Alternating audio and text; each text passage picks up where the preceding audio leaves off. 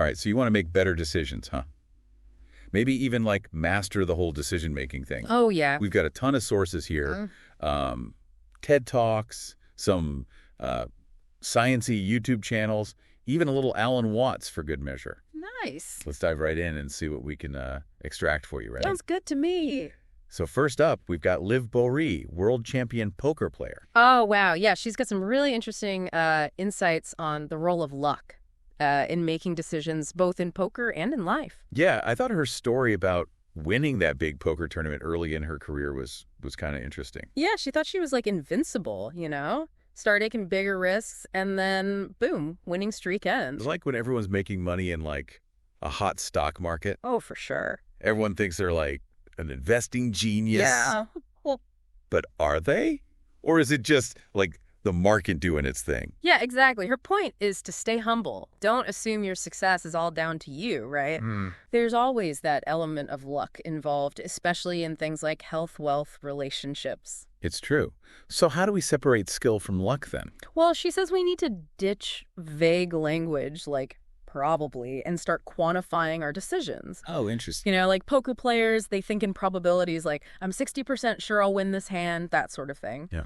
She even tries to apply it to, like, everyday life. I can see how that might be a little extreme, maybe, for things like deciding what to eat for dinner. Yeah, maybe maybe a bit much there. But I do get the underlying principle. It's powerful. Yeah. Like if you say, I'll probably remember to pick up milk on the way home.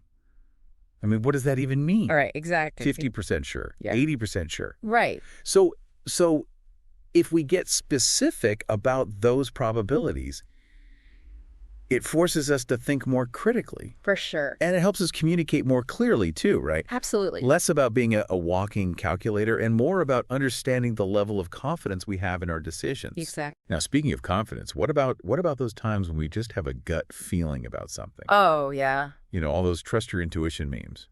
Makes it sound so simple, but Right. Boeree isn't buying it. No.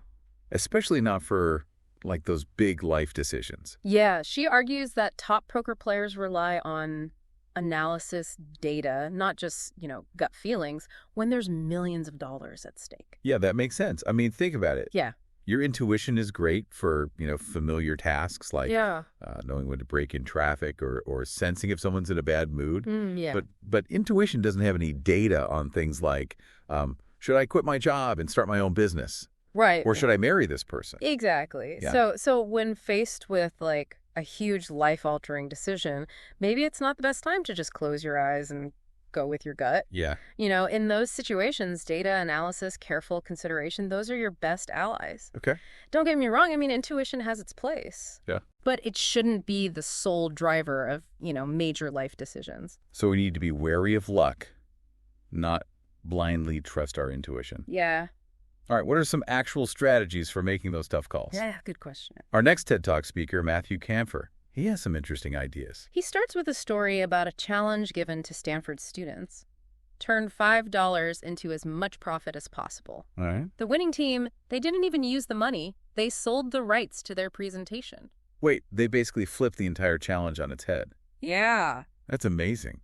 So what's the takeaway here, thinking outside the box? It's more than that. It's about challenging the constraints that we often impose on ourselves, right? Confer says we accept limitations without questioning them. Okay. And, innovative decision-making often starts with asking, what if this constraint didn't exist? That's interesting. But aren't some constraints there for a reason?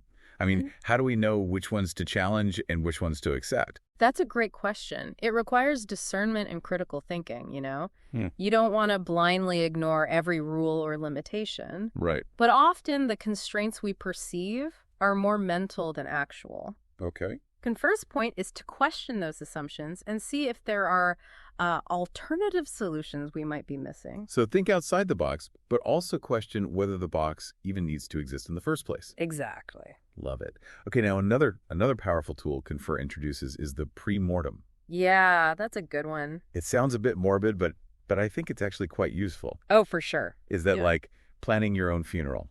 Not quite. Okay, good. A pre-mortem is about imagining how your decision could fail before you even start. Okay, so before diving headfirst into a new project or venture, Right?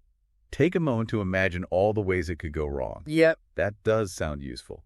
Kind of like planning for the worst while hoping for the best. Exactly. It forces you to think about potential pitfalls you might otherwise miss. He gives the example of the British government offering a bounty for dead cobras in India to control the population. Wait, didn't that backfire spectacularly? Oh, it did. I vaguely remember this. People started breeding cobras just to collect the bounty. Oh, no. It's a classic case of unintended consequences.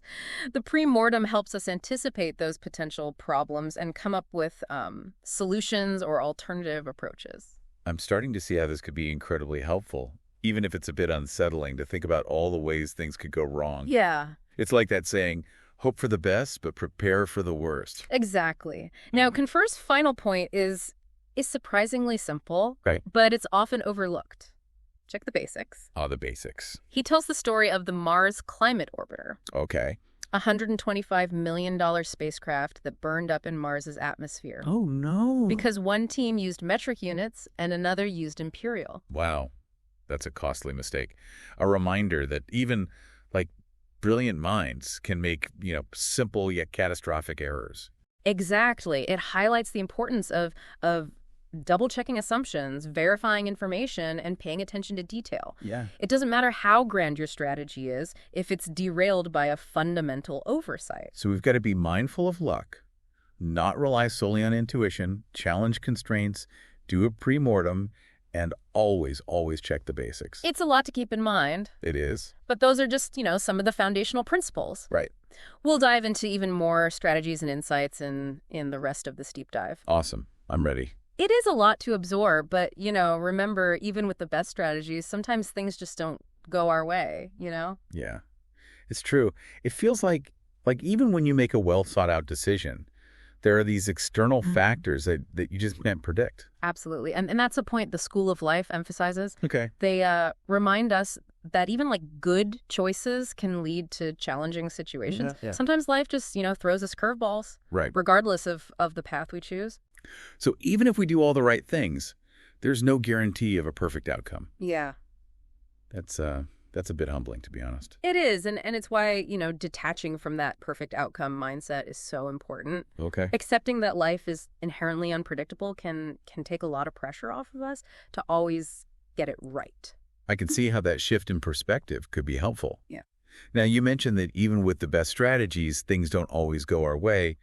But what about when we're just plain exhausted? Does being tired actually affect our ability to make, good decisions? It absolutely does. TED Ed explores the science behind decision fatigue, explaining that our brains have a finite amount of decision-making power each day. Right. As we make more and more choices throughout the day, our mental energy depletes. Yeah, And the quality of our decisions can decline. that makes sense. I know I'm definitely not at my sharpest when I'm tired. Remember that study about judges being more lenient in the morning? It was like their decision-making batteries were fully charged after a good night's sleep, but by the afternoon they were running on fumes. It's a great example of how decision fatigue plays out in real life. Yeah. So if our brains are like batteries with limited charges, how do we make sure we're using that energy wisely? Well, I guess being strategic about when we tackle the big decisions is crucial. Yeah. Maybe avoid scheduling important meetings late in the day when you're already mentally drained. That's a great start. Tackle the most important decisions when you're mentally fresh, delegate when possible, and don't waste mental energy on trivial matters. Conserving mental energy is key. Oh. Okay, but what about those times when we get stuck in analysis paralysis? Oh, yeah. When you overthink every possible outcome and end up making no decision at all. That's a common trap. Yeah. But Benedict Alfeld, another TED speaker, he argues that top decision makers, they don't wait for 100% certainty. Okay. 80% is enough to act. Hmm. Waiting for perfection is often just procrastination in disguise. So instead of getting bogged down in all the what-ifs, gather enough information to feel confident and then just go for it. Exactly. It's about balancing analysis with action. Yeah. Gather enough information to feel confident, but don't let analysis paralysis take over. Right. Sometimes you just need to trust your informed gut and make the leap. That's a great point. Sometimes overthinking can be our biggest enemy. Okay, so we've talked about luck, intuition, challenging constraints, pre-mortems, checking the basics, accepting uncertainty, decision fatigue, and the 80-20 rule. Wow, we've covered a lot of ground. We have. But there's still so much more to explore in this fascinating world of decision making. Speaking of exploring, when we were going through these sources, there was this term that kept popping up, game theory. Oh yeah, game theory. And I got to admit, I'm not really familiar with it. It's a fascinating field. Game theory is a branch of mathematics and science that analyzes strategic decision-making in situations where the outcome depends on the choices of multiple players. It can get a bit complex, Yeah. but it's incredibly insightful. I'm all ears. How does this game theory thing apply to everyday decisions? SciShow does a great job of kind of breaking down game theory. Okay. And its two main branches, cooperative and non-cooperative. Right. They use the classic example of the prisoner's dilemma to illustrate non-cooperative game theory. Okay. I think I've heard of the prisoner's dilemma, but could you refresh my memory? Yeah. I have a feeling our listeners might want a refresher too. Absolutely. So the prisoner's dilemma involves two criminals who are arrested. Okay. They're held in separate cells, can't communicate with each other. Right. Each prisoner is given the choice to either confess to the crime or stay silent. Okay. Here's the catch. If both stay silent, they both get a lighter sentence. Okay. If one confesses and the other stays silent, the confessor goes free and the silent one gets a heavier sentence. Oh, wow. And if both confess, they both receive a moderate sentence. So even though staying silent is the best collective decision, the most rational choice for each individual prisoner, acting in their own self-interest, is to confess. Exactly. It highlights how individual incentives can sometimes clash with the best interests of the group, leading to less desirable outcomes for everyone involved. So how do we avoid getting caught in these prisoner's dilemma traps in real life? That's where communication and trust come into play. Game theory also explores cooperative games where players work towards a common goal. Right. In these scenarios, game theory can help us determine, fair contributions and benefits for each participant. So instead of everyone trying to, outsmart each other, we focus on finding solutions that benefit the group as a whole. Yeah. That sounds a lot more productive. It is. And within cooperative game theory, there's a concept called the Shapley value, which is a method of dividing gains or costs based on each player's contribution to the game. So in a group project, for example, the person who did the most work gets the most credit. It's not quite that simple. Okay. The Shapley value takes into account the marginal contribution of each player. Okay. What would be lost if they were removed from the game. So it's not just about who put in the most hours, but about the unique value each person brought to the project. Precisely. The Shapley value recognizes that not all contributions are equal. Right. Someone who brought, specialized knowledge or skills that were essential to the project's success might have a higher Shapley value, even if they didn't put in the most hours. That makes a lot of sense. So game theory is about understanding the dynamics of different situations and making strategic choices based on those dynamics. Exactly. While you don't need to become a mathematician to apply game theory principles, understanding these concepts can help you make more informed decisions in various aspects of your life, from, negotiating a salary to collaborating on a team project. That's really fascinating. We've explored the analytical side of decision-making in depth. Yeah. But what about the emotional aspects? Some decisions can feel so overwhelming. Yeah. Especially those, big life-altering ones. How do we navigate those choppy emotional waters? That's a great question. Sometimes we need tools to help us process those big decisions. Yeah. And that's where the 6 thinking hats technique can be incredibly helpful. 6 thinking hats. Yeah, Jim Quick, a memory and learning expert, talks about this in one of his videos. Okay, 6 thinking hats. Tell me more. It sounds intriguing. It's a framework developed by Edward de Bono that encourages you to look at a decision from 6 different perspectives. Okay. Each represented by a different colored hat. So it's like putting on different hats or lenses to see the problem from different angles. Exactly. The white hat is all about facts and information. Okay. The objective data. The red hat focuses on emotions and intuition.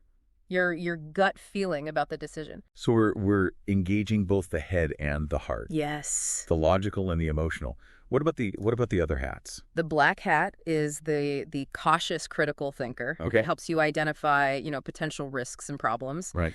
The yellow hat is the optimist, focusing on the potential benefits and positive outcomes. So we're weighing the pros and cons, the possibilities and the pitfalls. Yeah. This is starting to sound like a really structured way to approach complex decisions. It is. The green hat represents creativity and new ideas. Okay. It encourages you to, think outside the box and explore alternative solutions.